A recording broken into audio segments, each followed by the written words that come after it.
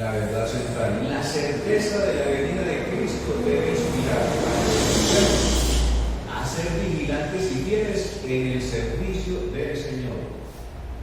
Y este versículo Mateo 24:14, que dice: y será predicado este evangelio del reino en todo el mundo para testimonio a todas las naciones, entonces vendrá el fin. Mateo 24:14. Vamos a repetir este versículo todos juntos. Y será predicado este evangelio del reino en todo el mundo para testimonio a todas las naciones, y entonces vendrá el fin. Mateo 24:14.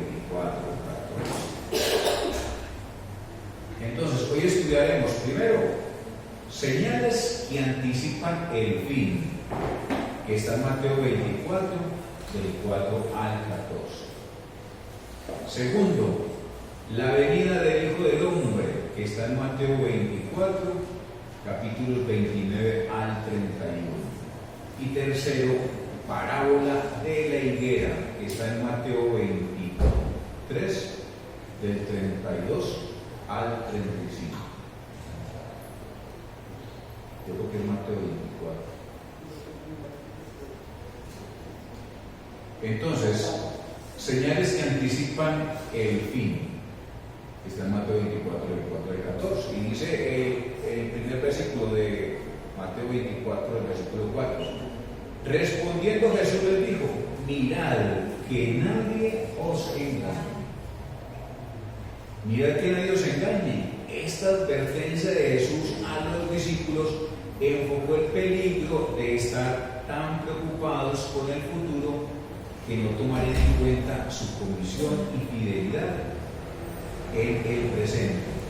Demasiadas especulaciones abrirían la puerta a varios errores. Entonces ahí es ahí donde uno tiene que estar cuidadoso de eso, ¿cierto? Porque es que mucha gente dice: es que el fin ya está en estos momentos, ya el fin del mundo está funcionando en este momento. No, todavía no. Entonces ahí es donde nosotros tenemos que tener cuidado de no dejarnos engañar por algo que están diciendo. Que es que el anticristo ya está en este momento. Todavía no. ¿Cierto? Todo tiene su tiempo y hay que esperar. En esto, creo que ahora estaba mirando una meditación que dicen que el rey de Inglaterra que quedó ahora, que ese es el anticristo. Entonces mucha gente escucha y se va a embolatar por todo eso. Bueno, luego dice Mateo 24:5: porque vendrán muchos en mi nombre diciendo: yo soy el Cristo, y a muchos engañarán. Primero, los falsos cristianos y profetas podrían engañar aún a los escogidos. En el día de Jesús había muchos aspirantes políticos proclamando: yo soy el Cristo, el Mesías, el ungido. En realidad, algunos de los 12 simpatizaban con la secta de los celosos, Simón llamado Celote, y posiblemente Judas Iscariote, que también era celote. ¿Cuándo sucederán y qué señal habrá? Tales preguntas le podrían haber propiciado el engaño por parte de aquellos falsos enviados. Bueno, hermanos, Hernández está ya equilibrado. Tiene una enfermedad, ¿sí?, que es existente en él, y tiene un tema de presión arterial. Y para él los domingos venirse en tiempo de ayuno para él es muy importante. Entonces no había consumido ningún alimento. Ya le dio pues ese episodio, pero allá está, si lo vieran desde aquí, allá está el secuela Rich. Que el Señor sea bendiciéndolo. Recuerden siempre, hermanos, tomar sus alimentos. ¿No? Obviamente que el tiempo de ayuno es algo especial con el Señor, pero sean conscientes. No jueguen con su salud. Es correcto. Entonces ya para que sepan todos los hermanos que el caballero está bien. Y el secretario está bien. Sí, también oramos por él. Amén. Bueno, entonces aquí lo que estamos hablando es acerca de vendrán muchos en mi nombre diciendo yo soy el Cristo y a muchos engañarán. Y lo que dice aquí, falsos cristianos y profetas, a muchos engañarán, aún a los escogidos. Ellos nos tenemos que tener cuidado, porque hoy en día muchas iglesias hablan del evangelismo de la prosperidad. Entonces es siembra y cosecha. Entonces venda su casa y el Señor le va a dar otra.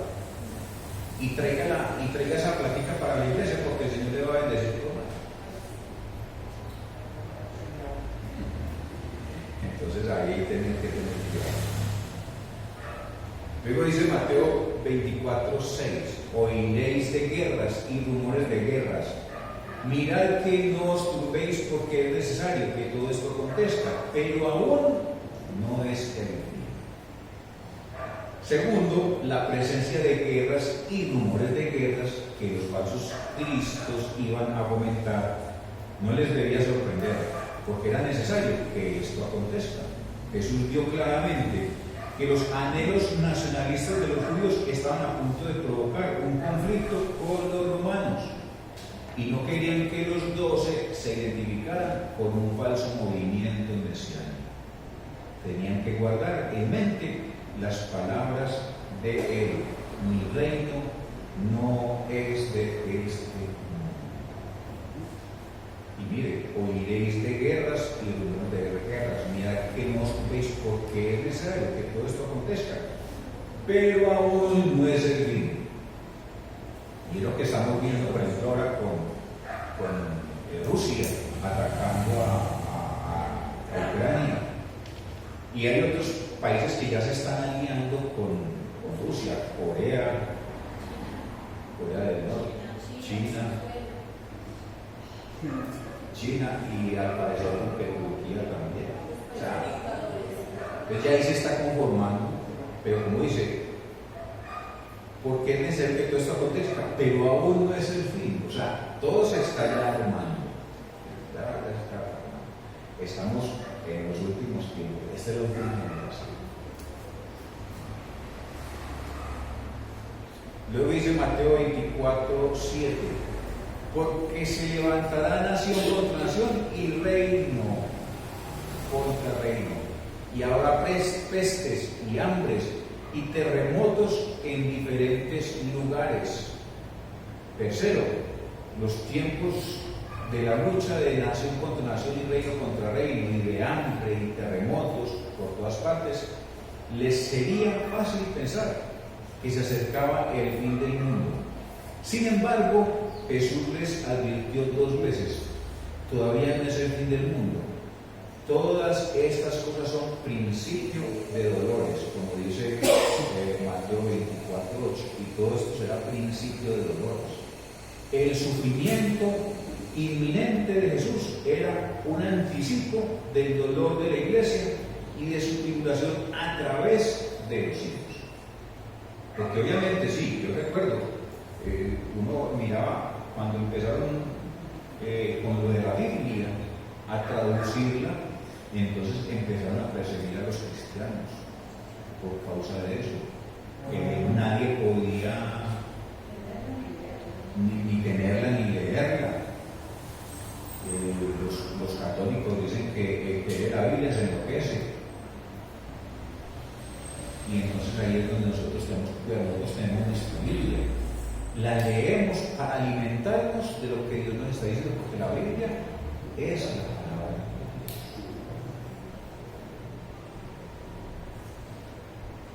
Luego dice Mateo 24:9: entonces os entregarán a tribulación y os matarán, y seréis aborrecidos de todas las gentes por causa de mi nombre.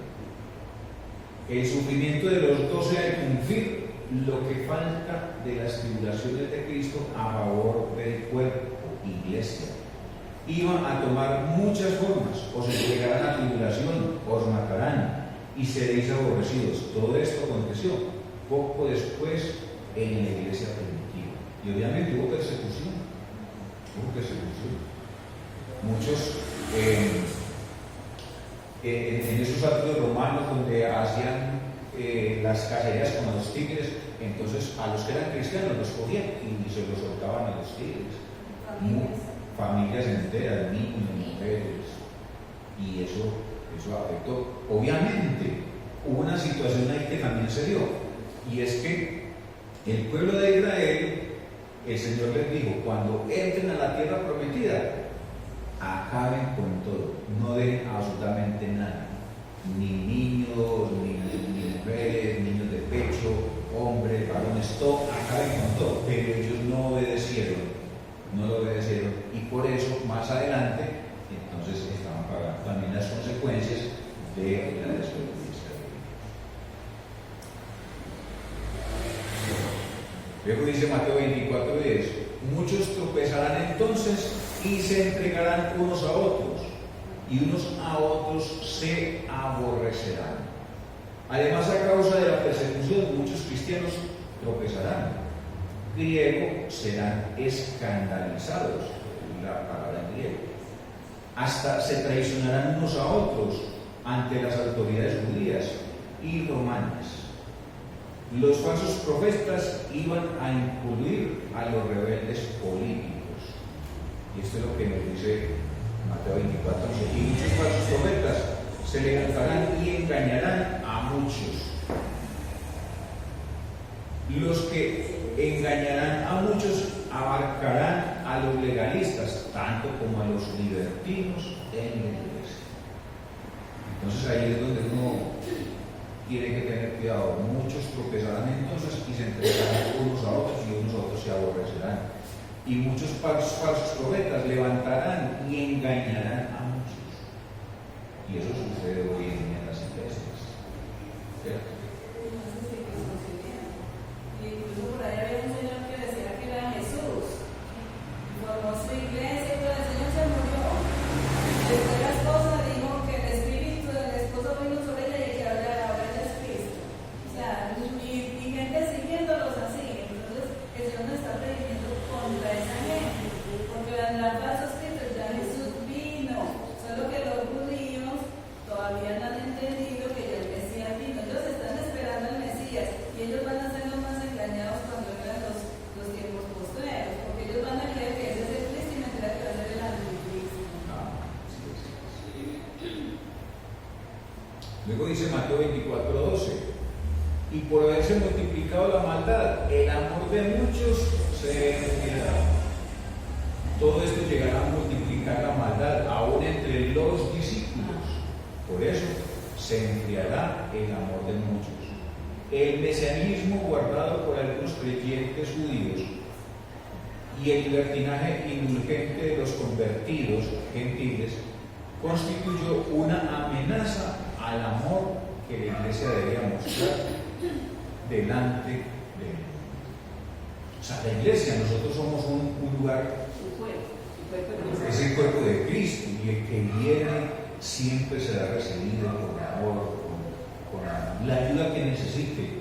Hermano, es que no tengo alimento. Aquí tenemos una oportunidad para ayudarle con algo. Y que tenemos que valorar que la iglesia fue puesta por Cristo. ¿Y por qué se está enfriando el amor de muchos? Porque es que ya nosotros como iglesia no estamos entendiendo que Cristo vino por amor a nosotros y que Él quiere que nosotros le sigamos por ese mismo amor, porque Él se entregó por mí. Entonces ya eso no se lo estamos transmitiendo a nuestros hijos. Entonces nosotros creemos que es que el domingo es un día cualquiera, que yo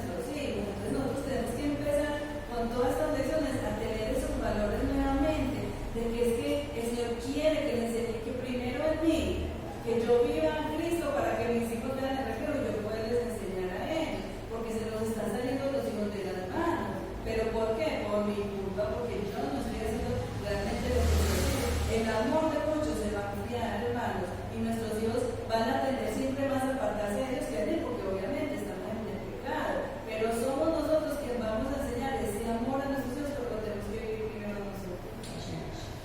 Hay algo muy importante porque dice que constituyó una amenaza al amor que la iglesia debería demostrar delante del mundo. Pues los hermanos todos debemos de entender que la iglesia no es este lugar, la iglesia es el cuerpo de Cristo y cada uno de nosotros formamos el cuerpo de Cristo y Dios puso a Cristo como cabeza de ese cuerpo. ¿Cómo me quedo yo en la casa o me voy a hacer una vuelta o alguna cosa si yo formo parte del cuerpo de Cristo, que es esta congregación que hay acá? Yo formo parte. Entonces, ¿será que la cabeza está por allá y el cuerpo por aquí? Yo nunca he visto un cuerpo sin cabeza. Entonces, si el cuerpo está aquí, Cristo está aquí, dice, yo estaré entre vosotros hasta el fin del mundo. O sea, cuando nosotros congregamos todos como iglesia, el Señor es la cabeza y está ahí con nosotros hasta el fin del mundo. Entonces, cuando nosotros no les enseñamos a los hijos que no podemos dejar de asistir cuando la iglesia se congrega al culto de adoración, porque el hombre fue creado para adorar, alabar y glorificar el nombre del Señor. Ese es el propósito. Es decir, no nos unimos los días que se ponen para adorar el nombre del Señor. ¿Cómo pretendemos nosotros que nos vaya bien en todas esas cosas? Si estamos olvidando la reunión de formar el cuerpo completo, miembros todos de la iglesia y la cabeza que es Cristo. Así es. Luego dice Mateo 24:13, mas el que perseverare hasta el fin, este será salvo. El secreto para resistir la tentación de todos estos errores era la fidelidad al Señor. El que perseverare hasta el fin será salvo. Esta exhortación no trata del tema de ganar la salvación por medio de las obras ni de la pérdida de la salvación, sino de la perseverancia durante la tribulación inminente de la guerra judío-romana. Sería grande la tentación de abandonar su discipulado en tiempos de persecución. Claro, y la persona no está perseverando para ser salva, persevera porque es salvo, que son dos posiciones diferentes. El creyente sabe de qué está hecho, como bien usted podría decir, o sea, estoy con una convicción plena de mi salvación porque el Señor me está dando y quitando, y en base a eso persevero. Me gozo en el Señor, tengo una relación con el Señor, permanezco, ¿sí? Porque de repente puede haber una posición que dice, es que usted tiene que perseverar para alcanzar la salvación. No, usted ya es salvo y por eso persevera. Así es.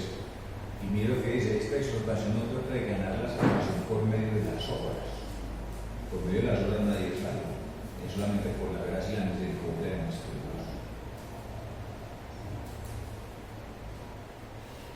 Luego dice Mateo 24:14, y será predicado este evangelio del reino en todo el mundo para testimonio a todas las naciones, y entonces vendrá el fin. Claro que hay que tomar en cuenta que es que el Señor les está hablando del fin, que todavía no es, porque ahí leímos que vendrán tiempos tan difíciles cual nunca hubo ni habrá más, y todavía no es esto, ni siquiera es el principio de dolores. Imagínense cómo va a ser de terrible. Entonces el Señor le está diciendo a eso porque le está hablando al pueblo de Israel.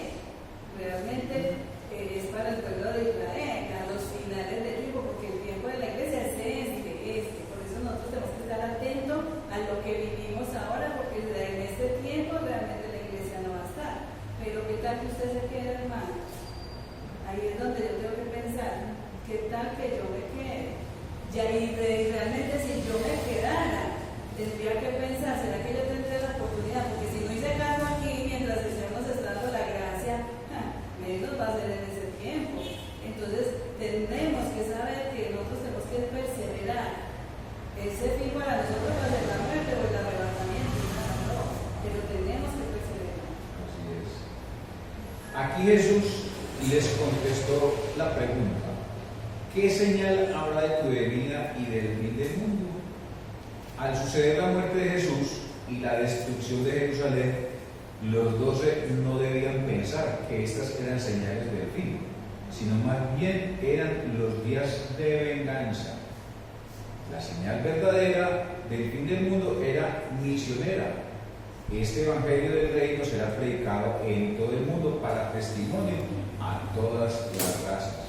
Y luego vendrá el fin, es decir, lo mejor era que los 12 en cómo llevar el evangelio a todo el mundo, en vez de preocuparse por el fin del mundo. Y eso fue lo que hizo con el apóstol Pablo. El evangelio se difundió por muchos lugares donde no había llegado la palabra. Y todavía seguimos haciendo eso, porque es que el fin del mundo está muy mal enseñado, porque la gente cree que el fin del mundo va a estar de y todo se acaba de volver. Eso es un proceso de año en año.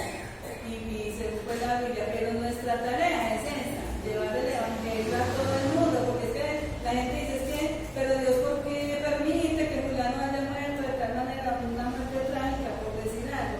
Pero es que el Señor lo que le interesa es el alma, porque en el momento de la muerte el sufrimiento puede ser mínimo, conscientemente, porque ya la persona que está haciendo el partido, lo importante es que llevemos ese evangelio a toda criatura, porque todo el mundo está muriendo sin Cristo, y no, eso nos tiene que doler a nosotros, porque nosotros sí tenemos a Cristo, tenemos el mensaje, tenemos la palabra que Dios nos ha dado para compartir ese que se está perdiendo. Así es. Y el evangelio se predicó en muchos lugares, en China, en Corea, Japón, hasta en Turquía. Uno encuentra gente reunida escondido, porque ya obviamente tienen que tener mucho cuidado. Saben que viene ese evangélico, ahí mismo lo ponen y lo meten a la cárcel y lo torturan. Segundo, la venida del Hijo del Hombre, que está en Mateo 24, del 29 al 31. Dice el versículo 29 de Mateo 24: e inmediatamente después de la tribulación de aquellos días, el sol se oscurecerá y la luna no dará su resplandor, y las estrellas caerán del cielo, y las potencias de los cielos serán conmovidas. La tribulación de aquellos días se refiere a la gran tribulación, como no ha habido desde el principio del mundo hasta ahora, ni habrá jamás. Esta vendrá después de predicar el evangelio en todo el mundo para testimonio a todas las razas. No habrá duda cuando llegue la segunda venida del Señor, porque será muy evidente, así como el relámpago que sale del oriente y se muestra hasta el occidente. O sea, la venida del Señor es inminente. Todo ojo le verá en la segunda venida, porque en la primera seremos arrebatados, ¿cierto? Y ya la iglesia ni el Espíritu Santo estarán acá. Solamente quedarán 244,000 que son judíos para predicar el evangelio a los que se quedaron. Ahí hay algo, hermanos, y es que el capítulo 24 de Mateo es un capítulo con alto contenido profético y escatológico. Es el Señor mostrando eventos futuros. La primera venida, el Señor ya vino, habitó, nació, creció, hizo una misión, hizo una obra perfecta, ¿sí? Cuando el Señor ya está en la presencia del Señor, viene y va a haber un arrebatamiento, y de hecho lo va a haber. Pero ¿quiénes serán arrebatados? La iglesia, los creyentes. El reloj profético se activa a partir del momento en que la iglesia es arrebatada. Y hay unos eventos que igual son proféticos, escatológicos, y hay que mirarlos a la luz de la palabra de Dios, donde va a haber una tribulación. Claro, el Señor habla de la tribulación, porque el arrebatamiento, el rapto, no es la segunda venida de Cristo.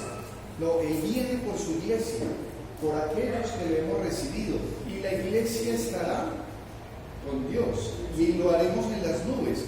La segunda venida, que lo dice acá más adelante, el Señor coloca su pie físico y todo el mundo lo verá. Y como dice en ese mismo, en el 30, sobre las nubes, con poder y gran gloria. Porque la primera venida del Señor Jesucristo, ¿cómo fue?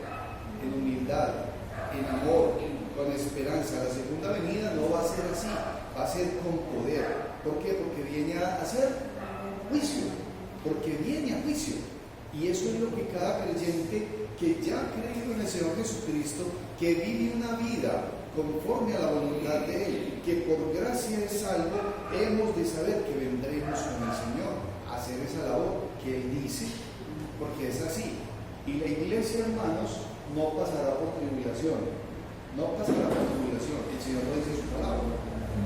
Hay que tomar en cuenta que hay algunas enseñanzas o cosas que dice algo diferente. Y en este momento hay personas en el mundo que dicen, por ejemplo, que el Señor ya vino y que estamos en el reinado milenial. Y bueno, dicen una cantidad de cosas, pero como dice el Señor en su palabra, eso es principio de dolores. El Señor no ha venido. Sí. Además, toda la creación la confirmará. El sol y la luna y las estrellas y los poderes de los cielos, no importa si estas señales se consideran literales o simbólicas, como el sermón de Pedro en Hechos 2, 16, 20, que enseguida lo vamos a leer. La importancia radica en el hecho de que la segunda venida de Jesucristo a la tierra es cierta e inevitable. ¿Qué dice Hechos 2, 16, 20? Aquí lo tenemos. Mas esto es lo dicho por el profeta Joel, y en los posteros días, dice Dios, derramaré de mi espíritu sobre toda carne, y vuestros hijos y vuestras hijas profetizarán, vuestros jóvenes verán visiones y vuestros ancianos soñarán sueños. Y de cierto, sobre mis siervos y sobre mis siervas en aquellos días derramaré mi espíritu y profetizarán, y daré prodigios arriba en el cielo y señales abajo en la tierra, sangre y fuego y vapor de humo. El sol se convertirá en tinieblas y la luna en sangre antes que venga el día del Señor, grande y manifiesto. Luego dice Mateo 24:30, entonces aparecerá la señal del Hijo del Hombre en el cielo, y entonces lamentarán todas las tribus de la tierra y verán al Hijo del Hombre viniendo sobre las nubes del cielo con poder y gran gloria. La señal del Hijo del Hombre es la venida misma del Señor, que en griego se titula la señal que es el Hijo del Hombre en el cielo. Su venida será acompañada de juicio y triunfo. Por un lado, todas las tribus de la tierra harán lamentación por él. Por otro lado, todos le verán sobre las nubes con poder y gloria. Y luego dice Mateo 24:31, enviará a sus ángeles con gran voz de trompeta y juntarán a sus escogidos de los cuatro vientos, desde un extremo del cielo hasta el otro. Entonces dice, el Señor triunfante vendrá a rescatar a los redimidos, a los escogidos de él, de los cuatro vientos, así como los de Israel en el desierto fueron congregados por el gran sonar de la trompeta. También los de Cristo serán reunidos, arrebatados en las nubes para el encuentro con el Señor en el aire.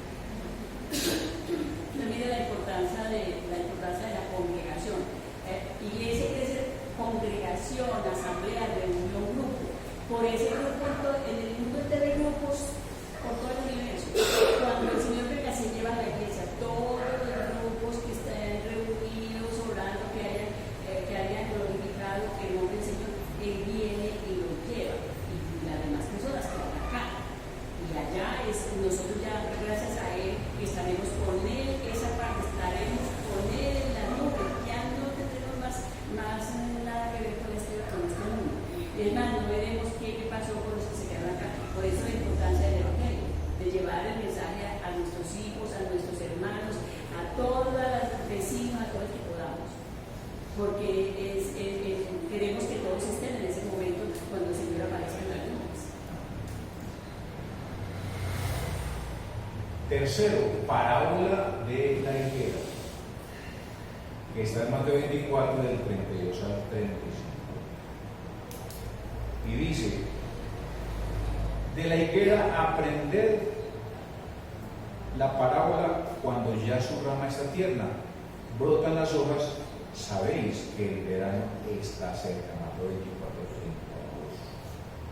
32. La higuera simboliza el pueblo de Dios. Y aquí Jesús empleó esta analogía o parábola para exhortar a sus propios discípulos a ser vigilantes. El progreso de rama tierna a hoja, la evidencia de que el verano está cerca. Aquí es donde uno ve, como dice el texto bíblico, de aprender la parábola cuando ya su rama está tierna, brotan las hojas, sabéis que el verano está cerca. O sea, el tiempo está cerca, el Señor viene pronto. Tenemos que estar siempre dispuestos a escuchar la voz de Dios, a leer la palabra día tras día, porque si usted no lo está haciendo, si usted está alejado de las cosas de Dios, usted se va a quedar aquí, no va a ser arrebatado, se va a quedar aquí y va a pasar una situación complicada, gran tribulación. Uno va a tener la certeza, porque el que es algo, pero cuando uno no es obediente al Señor, siempre va a estar con la duda si Dios si me lleva a mí o no. Entonces, eso de la higuera es porque estamos mirando los tiempos, o sea, nadie sabe el día ni la hora, por eso todos la decimos, es que el tiempo cada vez está más cerca, todo lo que vemos nosotros, la descomposición social tan grande que hay. Por eso tenemos que aferrarnos a la palabra, porque ella es la que nos enseña la verdad. Ya uno no sabe cuál es la verdad, porque tanto homosexualismo, porque tanta maldad de todo, y la gente viendo eso como normal y natural cuando Dios condena eso. Entonces nosotros tenemos que estar pendientes desde la palabra y mirar las circunstancias y sabemos que el día se acerca.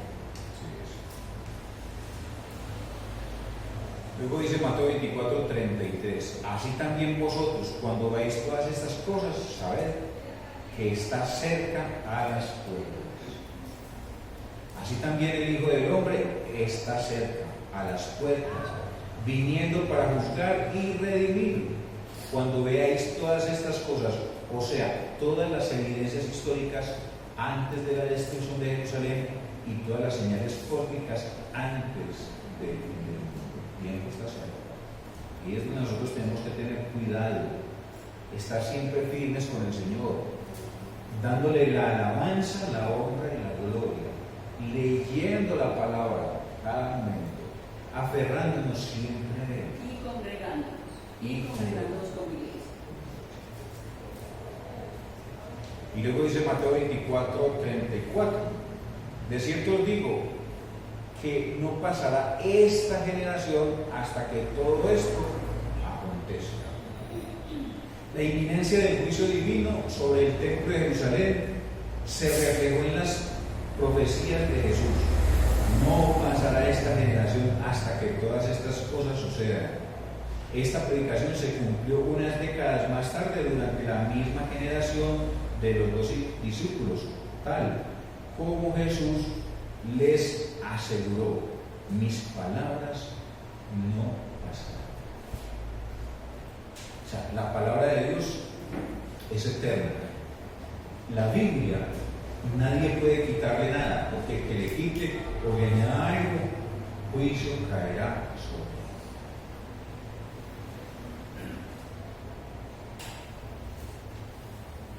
Luego dice Mateo 24, 35: el cielo y la tierra pasarán, pero mis palabras no pasarán. Sin embargo, las señales del fin del mundo no han aparecido todavía. El hecho de que las señales y la profecía en cuanto a Jerusalén se cumplieron da seguridad del divino progreso inevitable hacia el fin del mundo. Al igual que los 12 no sabían la fecha exacta de la destrucción del templo, tampoco en el día de hoy se puede pronosticar acerca de aquel día y la hora. Nadie sabe, ni aun el Hijo, solo el Padre. Por lo tanto, el pueblo de Dios siempre debe estar vigilante y ser fiel en el servicio del Señor. y no como los 12 preocupándose demasiado con preguntas acerca de la segunda venida de Jesucristo. El día y la hora nadie lo sabe, ni siquiera él, solamente el Padre lo sabe. Y por eso lo que hablamos, estamos en la última generación. Esta es la última generación. No sabemos todavía el día ni la fecha, pero sabemos que el Señor está cerca. Y tenemos que estar preparados. Y tenemos que estar Y preparados. la forma de estar preparados es obedezcamos al Señor. Aplicaciones de estudio. Primero, las señales del fin o las presentes. Y aquí dice esta imagen, señales antes del fin del mundo, según la Biblia, han aparecido. ¿Cómo recibir el regreso del Señor? Asimismo, la esperanza apocalíptica abre la puerta de entrada para toda clase de interpretaciones bíblicas. Cada crisis política, de guerra y rumores de guerra, y cada terremoto en alguna parte del mundo dan razones para pronosticar la inminente venida del Señor a la tierra. Muchos son engañados y hacen profesión de fe en Jesús como Salvador por miedo. ¿No sería mejor recordar la comisión que el Señor nos dejó y hacer discípulos a todas las naciones? Y luego vendrá Él.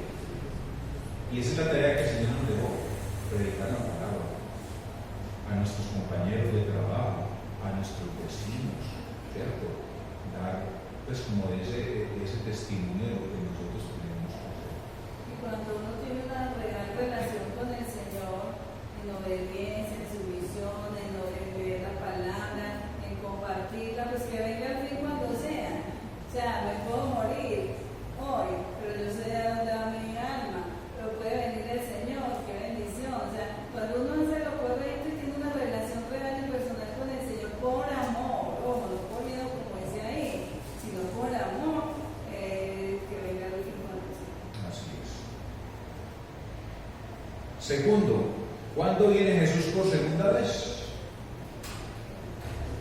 Y dice esta imagen, el Señor dijo, porque habrá entonces una gran tribulación, tal como no ha acontecido desde el principio del mundo hasta ahora, ni acontecerá más. Mateo 24.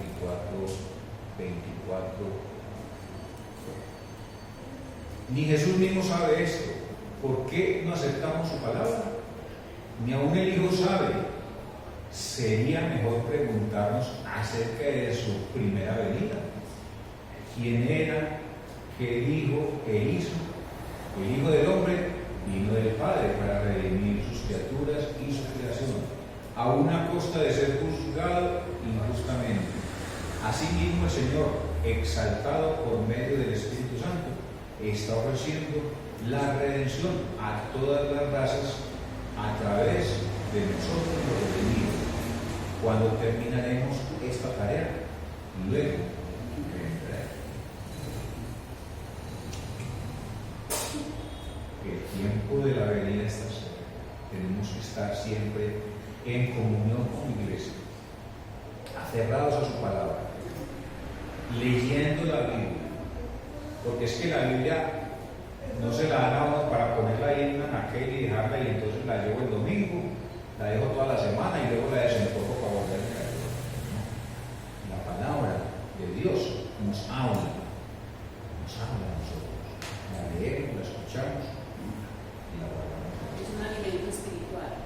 Es así como necesitamos la comidita todos los días, así necesitamos. Esa es la comida que comemos, es la comida del cuerpo. Y necesitamos el alimento del alma, el alimento del espíritu. Con la palabra de Dios es como nos mantenemos satisfechos, porque la leemos, porque nos nutrimos de él. Si no hacemos de la palabra del Señor el alimento diario, espiritual, con meditación y todo eso, el espíritu está raquítico, el espíritu no está alimentado, entonces no tiene fuerzas para luchar contra tanta cosa mala que hay, ni nada. Entonces cualquier cosa se los lleva por delante porque están todos tembleques y enfermos de nutrición espiritual. Voy a hacerle una pregunta.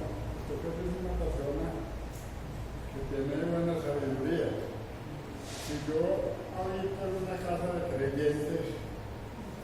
mismos hijos de un creyente son capaces de robarme la Biblia a mí, ¿qué ocurrirá? No, lo que pasa es que son diferentes situaciones, ¿cierto? Porque a usted le roban la Biblia, listo.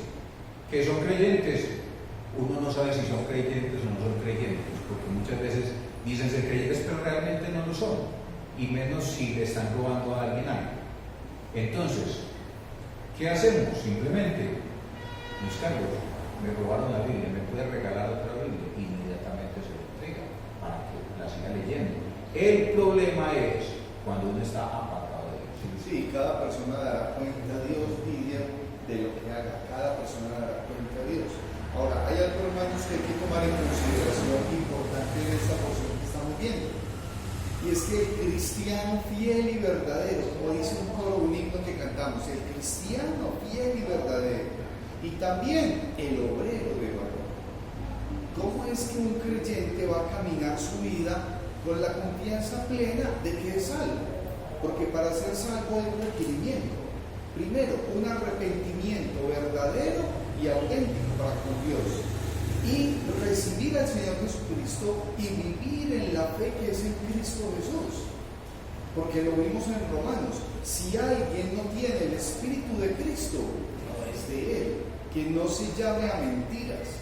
Pero el creyente tiene que vivir cada día de su vida terrenal a sabiendas de que es salvo. Por eso tiene que haber un verdadero nuevo nacimiento.